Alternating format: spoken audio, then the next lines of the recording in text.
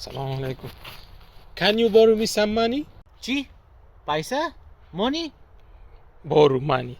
بخی بیادر من خودم عدوسی گوشنگی چاش از خواب بیدار میشم تو ما رو پیسه میگی. خب خیریش خیر. آرام تو چرا برو میگی؟ چرا لند نمیگی؟ خب قرض میتی دیگه. نه در انگلیسی میگیم I lend money. I borrow to you. You lend from me. خدا رو پس اینا رو چه قسم میگی؟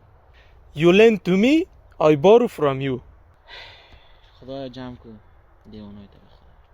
سعی کو کیهان جان بگو can you lend me some money نگو can you borrow me some money دیگه دفعه نگو خب اینا رو چه قسم میگی؟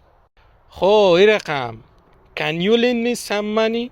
آفرین اینا رو شد یک چیزی مگم راستش بگم خود ما مفلس هستم مگه تو داری خود ما پیسه بده سلام و احترامات دوستای عزیز امید که خوب باشین لباس عافیت برتن داشته باشید دوستای عزیز اغلبا شاگردا معنی بارو و لند اشتباه درک میکنن بارو و معنای قرض گرفتن و لند به معنای قرض دادن فقط با دو مثال براتون واضح میسازم I lend some money to کیهان یعنی من کمی پول به کیهان قرض میتم وقتی گفتم از کیهان قرض میگیرم I borrow some money from کیهان یعنی من از کیهان کمی پول قرض میگیرم و همچنین دوستای عزیز اگر میخواین دیگه محتوای مفید براتون پخش کنیم لطفاً صفحه یوتیوب، تیک تاک و فیسبوک ما رو فالو کنین، لایک کنین و با دوستایتون شیر کنین و همچنین اگر میخواین به شکل مسلکی انگلیسی بخونین لطفاً به شماره واتساپ ما پیام کنین ما صنفای انفرادی داریم فقط یک استاد و یک شاگرد میباشه